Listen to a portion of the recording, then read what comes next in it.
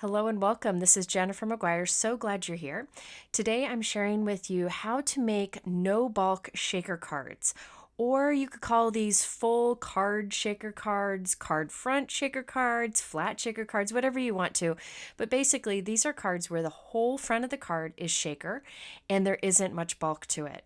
This is a great way to add a fun element to a card, and it's easy to do.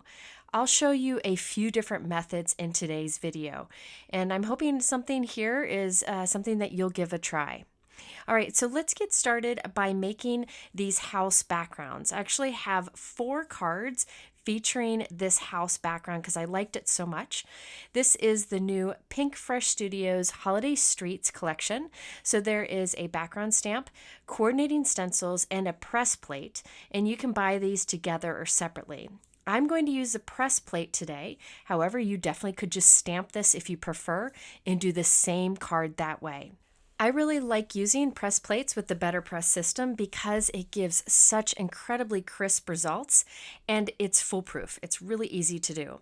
So this is the Better Press system from Spellbinders. You'll take your cardstock and tape it onto the clear plate, and I tried to do so in the little tick marks at the center.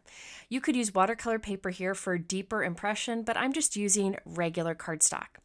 Then you'll take the press plate and put it in the inside grid on the magnetic gray grid surface on the Better Press platform. Now you can ink this up with whatever ink you want to. I'm just using a black ink today. Really, you could use any colored inks, any dye inks. Just try whatever you have. Now, once I've inked this up, I will take the clear platform or the clear plate and put it on top. It snaps on the magnets and it kind of sits about a ½ inch above the inked press plate. But when you put it through your Spellbinders die cut machine, it presses it together, pressing the plate into the cardstock and leaving that ink behind. And it gives you kind of a subtle faux letterpress look, but better yet, you get really crisp, solid results. So again, if you don't have a Better Press system, you definitely could just use the stamp. If you have never used press plates before, there are many ways you can use them, and I'll link to a video showing lots of different ideas up here on the top right and in the description below. But today, I'm just using the press plate with black ink so that I could get that nice crisp image. By the way, to clean my press plates, I just use my Hero Arts Ultra Clean and Scrubber. I find that's a great way to clean it, and that's how I clean up my Better Press system also. All right, now I'm going to go ahead and do another image while I'm here. This time I'm using turquoise ink. This is a Pinkfresh Dye Ink. I'm inking up the press plate with this ink, and then I have like a light turquoise cardstock that I've taped onto the clear platform. I'll put that together, run it through the die cut machine, and this time I'll get a very crisp turquoise impression on turquoise cardstock. So this is a nice subtle tone on tone look. It's beautiful because there's a little impression with it. It's just so crisp and gives such incredible results. All right, so let's clean this up. I'm going to do another one. I'm going to do 3 backgrounds using the press plate. But remember, if you don't have a Better Press system, you could do the same thing with just stamp. Now this time I'm inking up the press plate with white pigment ink, and then I have a piece of craft cardstock on the clear plate.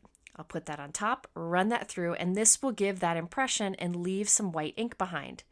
Now, I didn't put a ton of white ink on it, so I'm going to repeat that process one more time just to get more crisp white results.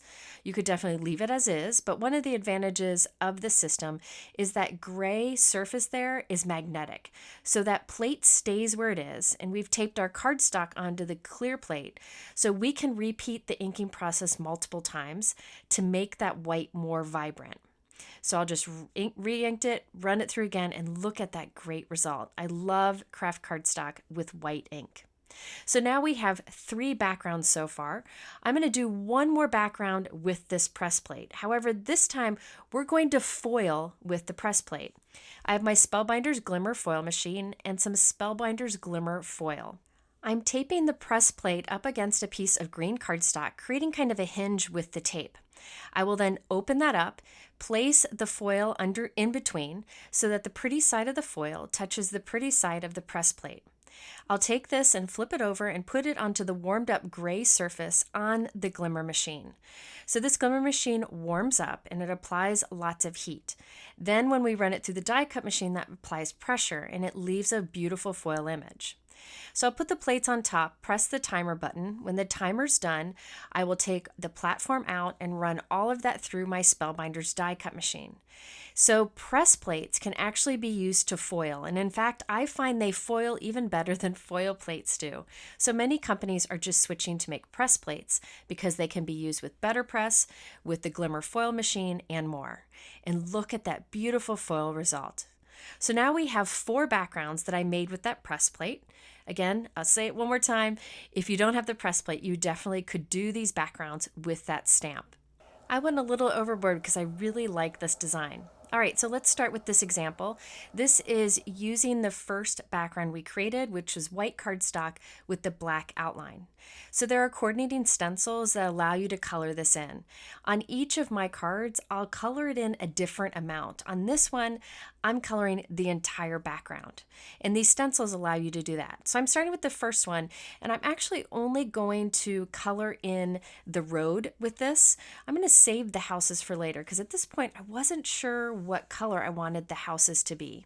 I appreciate that these stencils are very easy to line up and allow you to color different elements in different colors. It's really a great set. I'm using these little clear placement guides and another stencil to mask off the other areas. And I'm coming in with a light gray ink and adding that to the little road or the street there. Now this is my first time coloring this, and oftentimes when I have a set like this that has lots of stencils to go with it, I like to do a practice run so I can know what things I want colored in what ways. But at this point, I'm just kind of winging it and see where I can go. So let's go ahead and move to the next stencil. This puts a line down the center of the road, and then it also allows you to color the ground, which I'm going to do kind of like a snow. So I'm putting a dark gray line down the center, and then for the snow, I'm just putting like a little highlight of really light blue around the edges. So not over the whole ground, but just along the edges where the edges of the house and the trees are. And that just gives a little pop of color. Okay, we'll move on to the next stencil. Now this one does the windows of the houses. So and also the sky. I'm gonna do a light blue for this. Now I end up changing the windows later on, but do know there is a stencil that allows you to do this. And I'm gonna actually show you another way you can do these windows on one of the next backgrounds. But for now, I'm just doing a light blue in the windows and then a slightly darker blue in the sky. By the way, you don't have to use the mask like I'm doing here to get the different colors. You could definitely do one color over each of these stencils, over the entire stencil, but I really wanted to be selective about my coloring so I could apply more colors to the background and make it very colorful. This is really the focal point of our card, so I wanted to put some time into it. Now this stencil is all about the trees, and you could do all the trees in the same color, but I'm doing a variety of greens, and then I put a darker shade of that green towards the base of the tree. So Pinkfresh Studio has color families. You can buy the inks in sets of 4, like a light, medium, dark, and extra dark, or you can buy them individually. So it makes it really easy to figure out what lighter green goes with what darker green, but I think it's also fun to mix between the families. All right, so we did lots of green color here for the trees, and so we can move on to the next stencil. And with this one, we'll start building our houses. At this point, I'm not really sure what color I want to do these houses. I knew I wanted pink, red, and turquoise. So I actually have the stamp here that I am just writing on the clear piece. There's a clear piece that this cling stamp is stuck to. It's like a clear piece of acetate. I'm just writing on there with a Sharpie. I can erase that Sharpie with a little rubbing alcohol because it's not the stamp. I'm writing on the clear protective piece that it's stuck to. And that way I can know which house I want to color in which way. Another thing I could have done was just stamp this background and write it on the extra stamped piece. But this seemed easy enough, and I can erase that with rubbing alcohol when I'm done. So on that clear acetate on the stamp, I wrote like red, pool, pink, so I knew which house I wanted which color, and it just helped me to kind of plan things out. I find sometimes that's helpful when I want to space out different colors along a background, and this just seemed to work well today. So I'm starting to build those colors, and then for the roof on all the houses, I'm using like a medium gray color from Pinkfresh Studio. And then I'm just putting, pops of color here and there, trying to go a little bit lighter in some parts of the house, a little bit darker in other parts, but really not spending a whole lot of time to get a nice blend. I really feel like with stenciling with dye inks, you can put color down very quickly and it'll smooth out and blend on its own. It's not necessary to spend a lot of time getting the smooth results yourself. Now you'll notice as I'm inking, I'm actually inking over the windows. So if you want your windows to stay lighter, you'll want to put a lighter color over the house, or you can use a trick that I show you later on. But for now, I'm going for really bold houses in red, pink, and turquoise. So I continued to do the stencils. They're very easy to line up, very easy to follow. Once I was done, I went and I colored in the windows with a white gel pen. I just really wanted those windows to be bright white against the bold color of the houses. And the white gel pen worked really well for it. So as I was doing this, I thought of another way that I could make the windows bright white that would be easier. Of course, you could ink these up very different. I could have put white ink over the windows stencil, but I thought I would break out something I haven't used in probably 5 years. And believe it or not, it actually still works pretty good. This is a masking pen. So masking pens were really popular for some time in crafting, and I had to search for mine. And if you look at the side of it, it won't even mix very well. It's so old, but I thought I'd try it again. This masking pen works really well. It's a fluid masking pen. I don't know much about them. I just know that you color the areas that you want to mask off. You give it a little bit of time to dry. It doesn't take long at all. And then you can ink over it. And once you're done, you can rub the masking fluid away.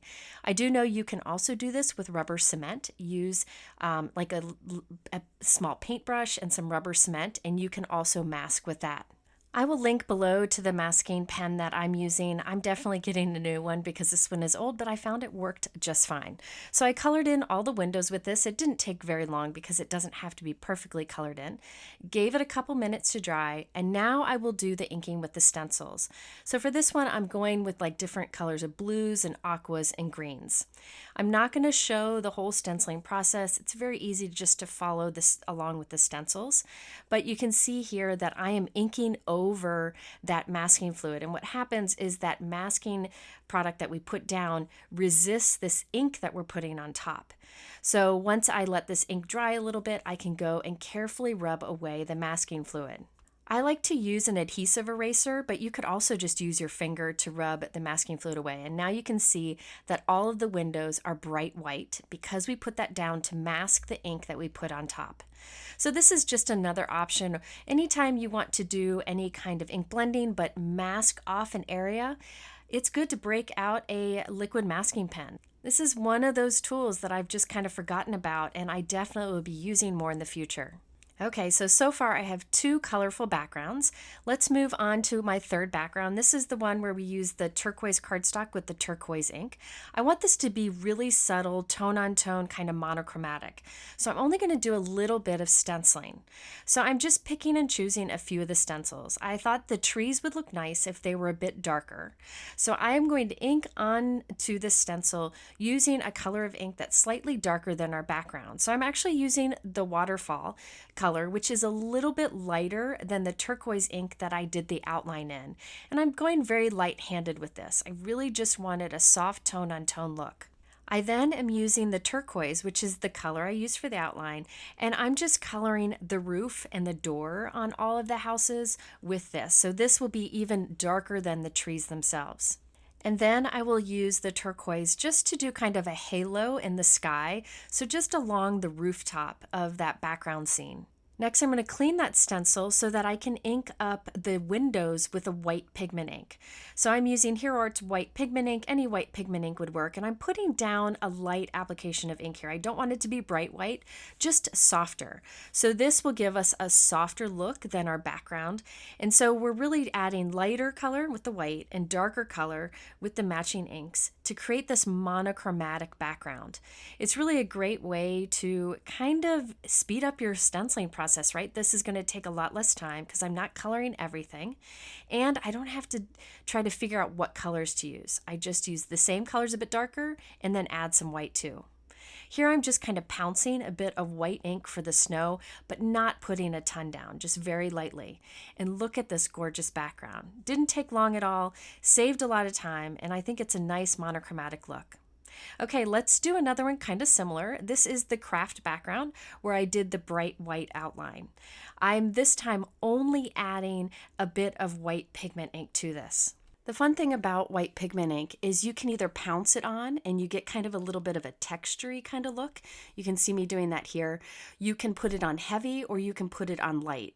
And I like to kind of smooth out or remove any of the areas where the ink is heavy just for that softer look. So I think white pigment ink is something that we should all use more often because you can go heavy-handed, light-handed, and get different looks.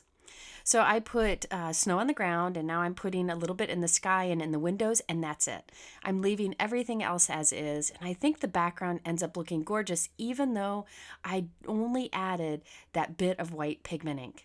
So now I have 5 different backgrounds, all from the same collection, and I will turn these into 5 different shaker cards, showing different ways to create that no bulk shaker look. Okay, let's get started with the first card. With this one, I'm using the green background where we did the foiling with the press plate. For a sentiment on this one, I'm using the new Pinkfresh Magical Holiday. So there is a stamp set, there are press plates, there are dies, and there are coordinating stencils. Again, Pinkfresh offers these collections where you can pick and choose what you like, or you can get them all and they coordinate well together. So it creates a beautiful border. The stencils color that in, but today I'm only using one of the sentiments in this. I really like the style of these. They're a little unique. I have my Misty stamping tool with my waffle flower grip mat inside. I put some white cardstock in there. I'm inking up the stamp with Versamark ink, and then I'll add gold embossing powder. The gold embossing powder will look really nice with that gold foiling that we'll have inside of our shaker window. After I did the heat embossing, I used the coordinating die to cut the sentiment out. I wanted to arrange a few little holly and berries around my sentiment, but I didn't want to do so on my card because I'm going to be gluing it onto acetate, you'll see in a moment. So I'm actually arranging my die cuts on a stick and stamp mat. This is sticky and will hold things in place as I arrange them. I'm using a memory box die set to create little holly leaves from gold cardstock, which matches all the foiling and heat embossing we've done. And I'll add some berries later on. So now that I have that arranged, I'm going to set that aside and we'll be able to add that to our card panel after we have assembled the shaker window. So I trimmed my green panel down just a little bit and I'm adding it to a red cardstock panel that is 4 1/4 by 5.5 inches. To make this particular shaker card, I'm using a stamp pocket. These are the stamp pockets that I store my 4x6 clear stamps in. I've been using them for many, many years. I'll link to the ones I use below. But I'm using the stamp pocket to form my shaker card. I'm putting a bit of adhesive on the back of my card panel, and I'm putting it into that stamp pocket.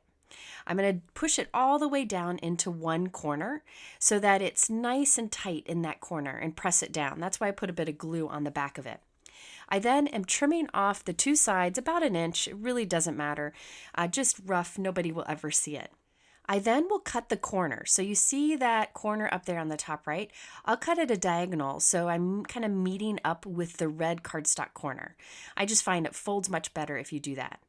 I then like to cut a little bit off the other 2 corners, again, just so it folds in easier.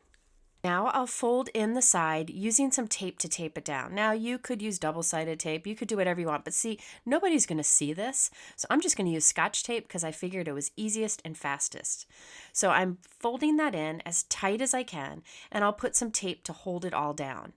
Now you really don't need as much tape as I'm doing here, but I just wanted to make sure it stayed nice and tight.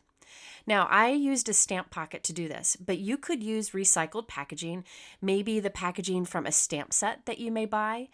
Any kind of clear sleeve you can fold and turn into a full shaker card like I'm doing here. Now, the top I'm leaving open so we can add our fun little shaker bits inside. Now, when I make a no bulk shaker card like this, a full front shaker card, I like to use flat pieces in the inside, not gems, but rather flat sequins or little die cuts. Here I used an old Hero Arts confetti background die to cut a bunch of tiny white circles from white cardstock. A lot of dyes create these tiny little pieces, little hearts, little stars. I thought this kind of looked like snow. And the nice thing about this is I'm just using white cardstock, so it's nice and flat, and it will add no bulk to this. And it'll still move around freely. Now it's up to you how much you put in. I wanted this to kind of settle a lot towards the bottom, so it kind of looks like snow falling at the back, but you can, put as much or as little as you want to in here. I will share other options of things you can put in these flat shaker cards with the other examples. I did also put in a pinch of little iridescent stars. These are flat and they'll move around very nicely on the inside and catch the light to give some sparkle. I will link in my description below to a bunch of different flat shaped sequins and pieces that are great for these type of cards. So you can see some different options out there. All right, once I've filled it, I will fold that top down and tape it along the back also. So now we have this panel that is flat, there's no bulk to it, and it shakes and moves around freely, and I created it from a stamp pocket. Again, you could also use recycled material, a little sleeve that a product might have come in, and it's a really fast way to create a full card flat shaker card. Add this onto a note card. I like to use Altenew double-sided adhesive sheet. I cut it down to be a little bit smaller than 4 1/4 by 5.5 inches. I have a top folding white note card of that size that I'm putting the adhesive onto. Then I can remove the release paper and put the card panel on the front. So the overall size of this is 4 1/4 by 5.5 inches, and the entire card front is a shaker window. It's time to add our sentiment and our holly leaves to the card front. I have some press and seal here that I can lay down on top of the sentiment and the leaves, and I press on the sentiment and leaves and then carefully peel that away from the sticky mat. So all of them are still arranged how I had them on the sticky mat, but now they're stuck to the press and seal. I'll put adhesive on the back. I like to use a little tape runner and a little strong liquid adhesive. And then I can pick that up and put it onto our shaker window. Now, liquid adhesive will take longer to dry on that slick shaker window, so I like to leave this on here for a bit and give it that time to dry. By putting some tape runner on the back, it helps to hold it while it dries also. I even put a magnet on top just to make sure everything connects. After giving it a bit of time to dry, I can peel away the press and seal, and now our sentiment is on the front of the shaker window. You could put it inside the shaker window, but I like to have it on the front so it really stands out. So here's the completed card. I matched it up with a red envelope, and I added tiny little red die-cut circles for berries along the gold leaves. You can see that metallic shine that we got with the foiling of the press plate in the inside. We have lots of little shaker bits in there that move very freely because they're flat, and there is not much bulk to this card at all. It'll mail very nicely, and when the recipient gets it, they'll see how all the little pieces inside move freely. Okay, I'm going to have to pause here.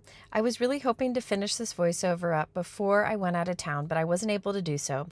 So I am on a trip with my family and 9 teenage boys.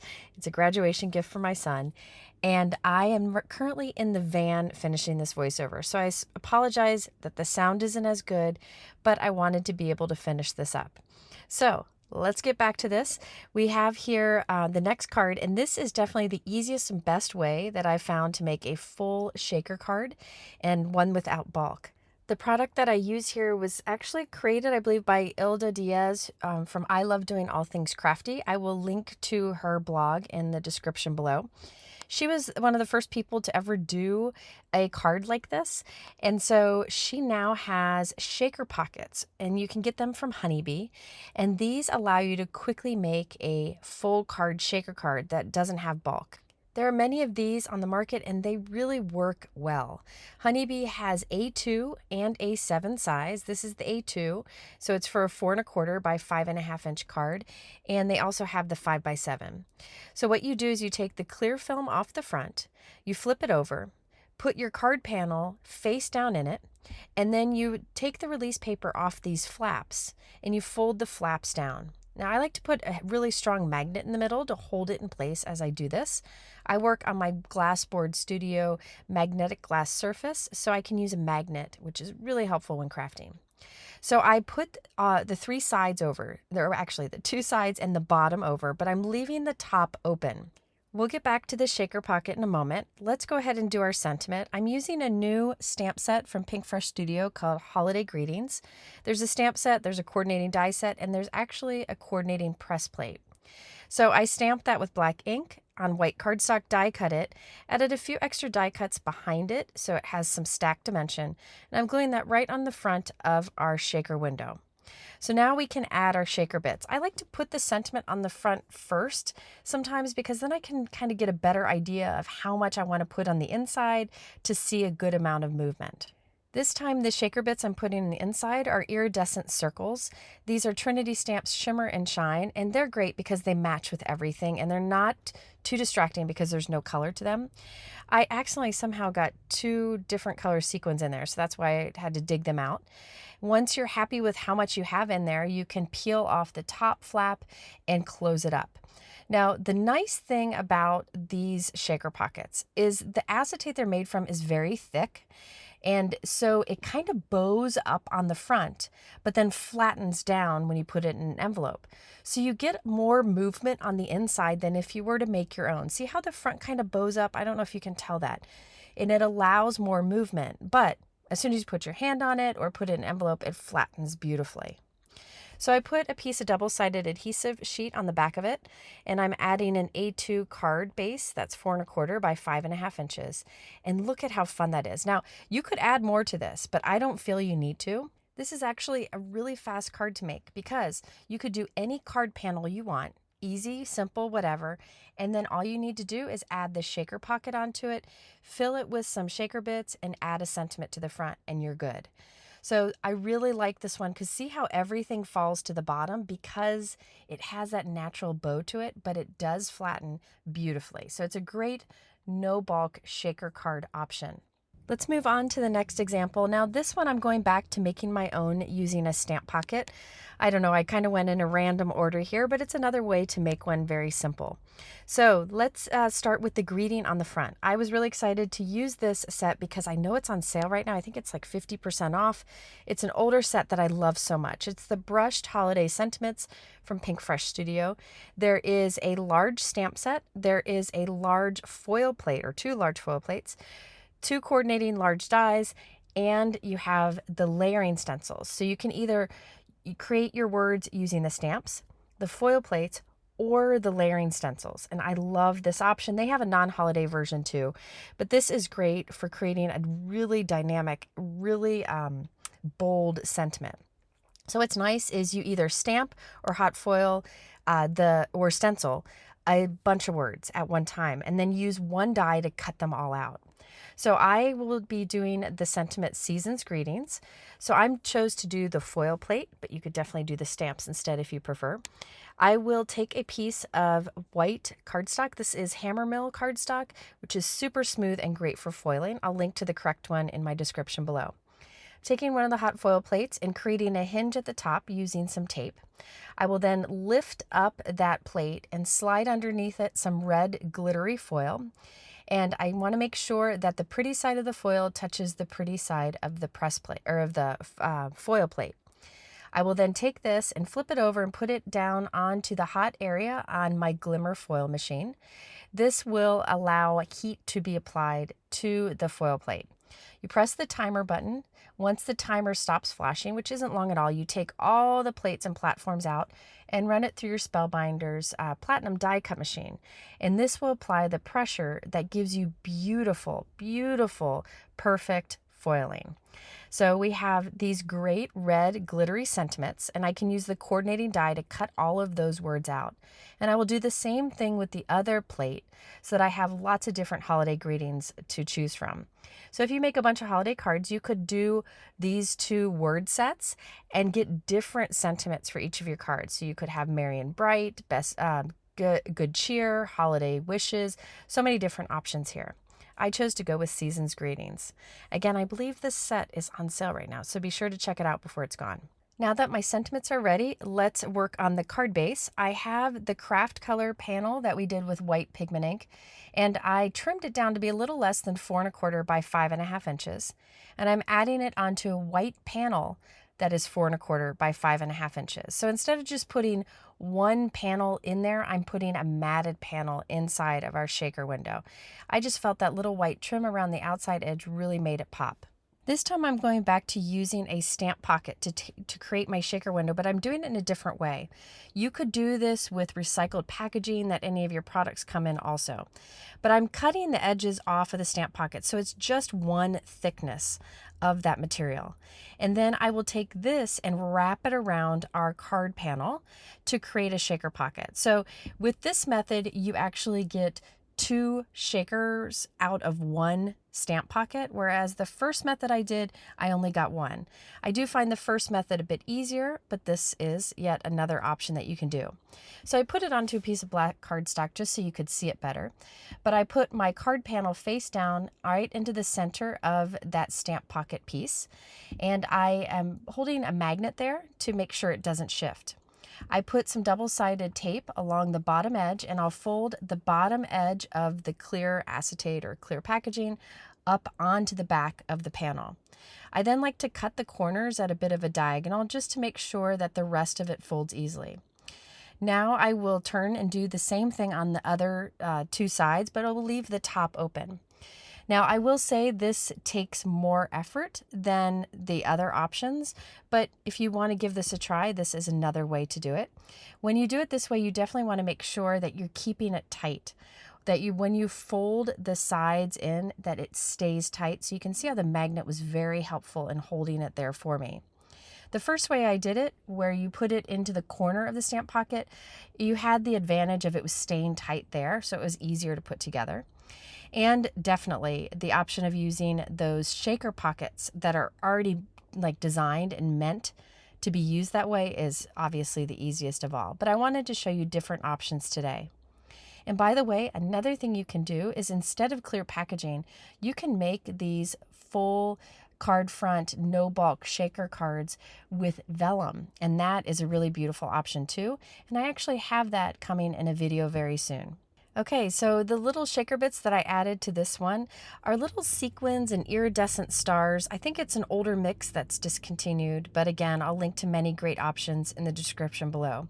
Because this is very neutral, simple card, or at least the background is, I decided to mix a few different things in there. So that's why I have some stars, some snowflakes, some are clear, some are like a frosted, some are iridescent, and I think it just adds a little more interest.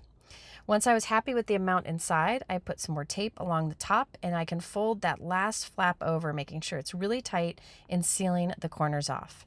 And there we have another no bulk shaker card. So I put some double-sided adhesive on the back of this, and then I'll add it onto a 4¼ by 5½ inch top folding white note card. And then we can add our sentiment right onto the front of that. By the way, you can put the sentiment on the inside of the shaker pocket, but I find that sometimes it gets covered up by some of the little floaters on the inside or the shaker bits on the inside, and I really want the sentiment to stand out, so that's why I put it on the front. Before I add the sentiment though, I wanted to show you that I also foiled the sentiments in the prism foil, which is like a silver iridescent, and I thought that went really well with the shaker bits on the inside and like the neutral feel of the card. I couldn't decide. Please know that I edit this stuff out, but I spent a lot of time trying to decide what to put on my card. It happens to all of us. I couldn't decide, so what I think I'm going to do is go back and make another using the silver version, but today I'm going with the red glitter, and I'll also add a little holly and berry die cuts like I did on one of the card examples before. So here's the completed card. I finished it off with a red envelope. That really makes that greeting pop even more. You spend all this time and effort on these cards, you might as well put it in a pretty envelope.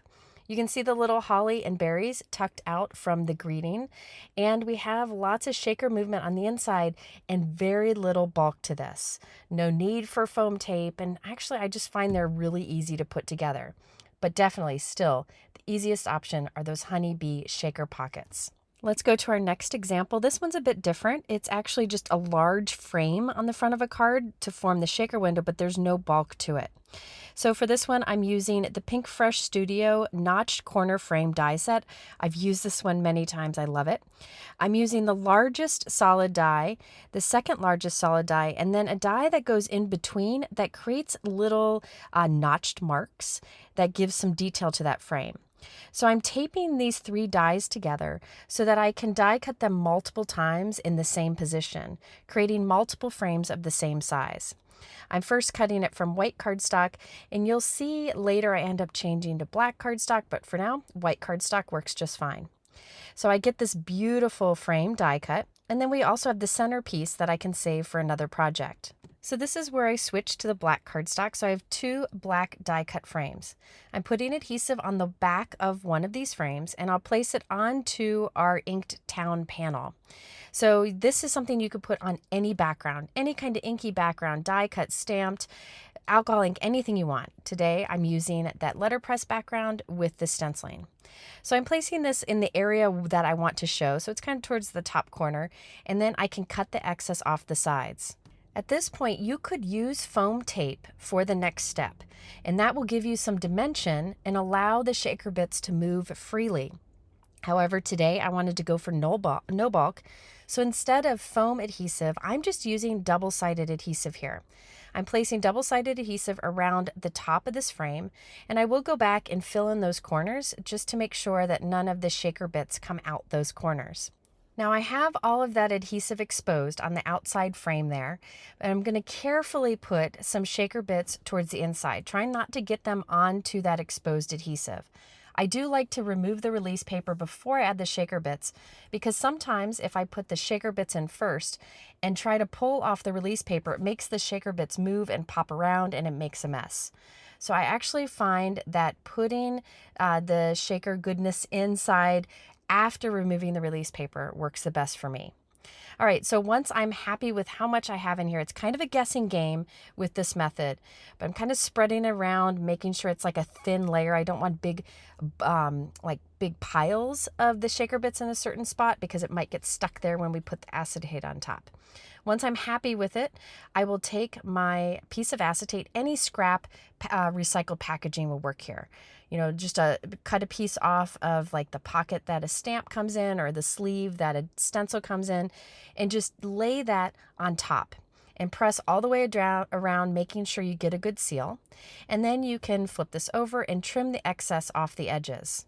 Of course, we'll finish it off by taking the other black die cut frame and gluing it on top for a finished look.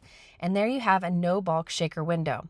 Now, remember, with any of these card options, since we're doing no bulk, I think it's best to use flat pieces on the inside. So little flat confetti or flat sequins or flat die cuts are your best option. And when you're doing a no bulk shaker like this, sometimes the shaker bits will fall to the bottom and some will want to stay there when you shake. But if you shake it hard enough, they move, and definitely most of them move freely, and it still works great. In fact, with this scene, I feel like it's supposed to kind of be a snow globe scene, so some of it kind of falling to the bottom is not a problem at all. I had considered doing a shaped card for this, doing it the shape of that frame, but in the end I decided to add it to a 4 1/4 by 5.5 inch white note card, and I added a sentiment that's white heat embossed on black cardstock. Now the black is pretty bold. I could have gone softer with a white frame or maybe a silver frame, but I really liked the look of that bold black frame, and then it draws you into that bold sentiment at the center. So there you have another way you can create a no bulk shaker. All right, let's go to the next example. I really like this one, and it was fast to pull together. Now inside of this shaker window, I did put a mix of confetti or little sequins and also die cuts. So this is the new Pinkfresh Hearts and Stars cover plate. I love this because it cuts little holes that are hearts and stars, and it also does a piercing pattern that is just beautiful. Great for a background. I'll definitely be using it in a future video, but this time I cut it from holographic cardstock, and I'm taking the little hearts, and I'll use those cute little hearts and stars inside of my shaker window. So if you do not have little iridescent confettis or sequins, you can create your own by using a die that you have. Many dies create tiny little die cuts. Okay, so let's create that shaker pocket. This time I'm using a piece of acetate.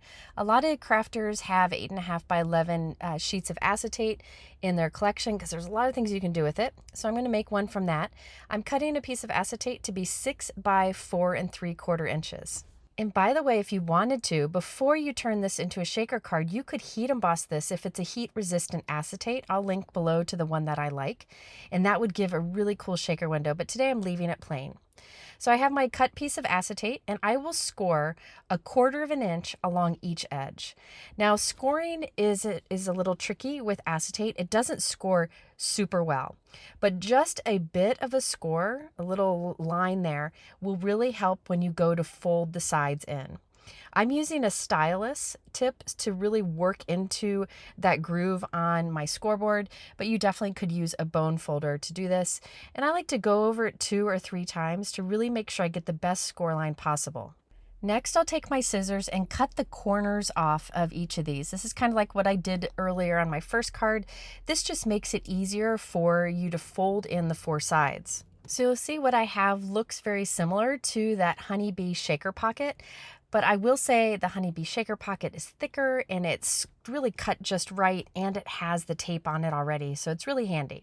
So I'll take our card panel and put it face down right in the center of that folded acetate piece, using a magnet to hold it in place. And then I will put the tape on the back edge and fold the flaps in. So I will fold in 3 of the edges, but leave that top edge open so I can add my little shaker bits. By the way, if you don't have a magnet to hold this in place, just put something heavy like a can of soup on the center and it'll hold it there while you assemble. By the way, if you ever get a little goober or a little bit of adhesive on your acetate, the best way to clean it off is just use a little rubbing alcohol. You can use an alcohol swab or just put a little bit of rubbing alcohol on your finger and that will just take it right off the acetate. All right, next up we can add our little shaker bits. I have those little iridescent hearts. I actually didn't put the stars in it this time, just the hearts. And then I will also add some other little sequins in there just so I have a lot of movement. Okay, so we can flip this over and then seal off that final flap. You could actually use Scotch tape or some sort of strong tape to really hold these flaps down if you don't want to use double-sided adhesive. It's totally up to you. And there we have our shaker front. I will add that onto a 4 1/4 by 5.5 inch note card. And I added the Merry Wishes sentiment.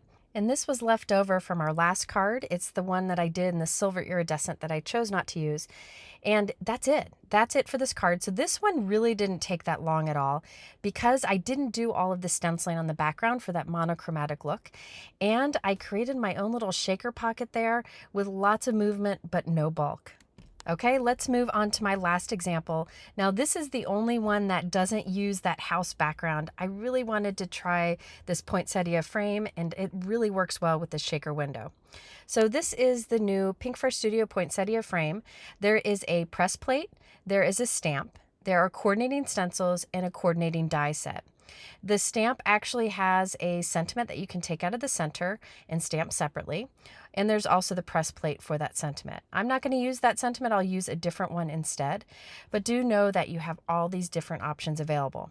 Because I love the look of the press plate, I chose to use that, but you could use the stamp if you prefer. I have a piece of light craft cardstock taped onto the clear plate of my Better Press system. I'm inking up that poinsettia frame with black ink. I'll put the plate on top, run it through my die cut machine, and this will give us such a beautiful impression and leave a crisp result behind. By the way, if you don't like using stencils, maybe you prefer to do coloring with markers or with watercolors, you definitely could use this image for that.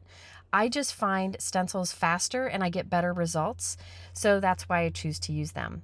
We did start with a craft color cardstock, so I am applying a heavier application of these colors to make it more true to color. Now it will give kind of a muted look. If I wanted more of a vibrant look, we definitely would want to start with the white cardstock. But I love red and green inks on a craft cardstock for holidays. I think it just gives such a classic look. Now, layering these stencils is very easy to do, so I'm kind of rushing through it to save you some time. But you can use any inks for this. You could use oxide inks, which would give you a little more of an opaque look of color on top of that craft background. But I'm telling you, these yummy Pinkfresh Dye Inks work great on the craft cardstock. By the way, you could spend more time doing like variation over each stencil or different colors. I'm going very simple with this example, but do know you can add more to it if you wanted to. Okay, so after we've done the basics of the stenciling, the final stencil, look at this, it colors the background. So if you wanted to start on white cardstock, ink up everything and then do this in like a super dark color, it would be really dramatic.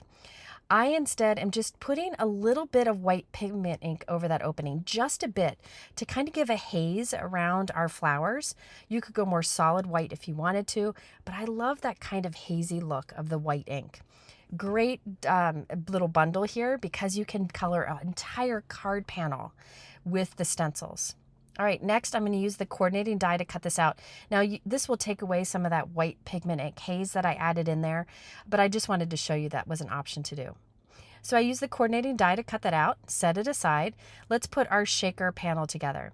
I cut another piece of 4 1/4 by 5 1/2 inch craft cardstock, and I chose to use one of those Honeybee A2 shaker pockets again because they work so well and so fast. So I went back to that option. I have that plain piece of craft cardstock in the center, and I'm folding each of the flaps back, except the top one so we can add our shaker bits. Now for this one, I decided to go with gold flat sequin confetti. I just wanted to have a lot of sparkle in there because not much of the shaker window will be exposed. So when the movement's going on, I really want to make sure that it's seen. I love how those shaker pockets give you a little bit of a dome so you can see how those move freely on the inside. All right, so now I have my die cut poinsettia frame. I'm putting foam tape around the back of it. I'm kind of putting a lot here. There are a few different things I could have done here that would have saved me time. I could have put double-sided adhesive sheet on the back of the inked up poinsettia frame before I die cut it, and that would have turned this into a big sticker, which would have saved me time. I could have used liquid adhesive or tape runner here, which would have saved me time, but I really wanted to make sure this kind of stuck well onto our shaker window, so I used the tape. All right, now I can add this whole shaker card front onto the front of an A2 note card. And sorry, my head gets in the way, but that's the best way to line it up. And look at that, a fun shaker card. Only thing I added to this is a season's greeting sentiment and some gold gemstones to the center of the poinsettia. And look at that, it flattens down beautifully to go into an envelope, but as soon as you take it out, you have so much free movement of those shaker bits on the inside. I did match it up with that red envelope to really make that red pop even more. So there you have several ways to make a no bulk shaker card.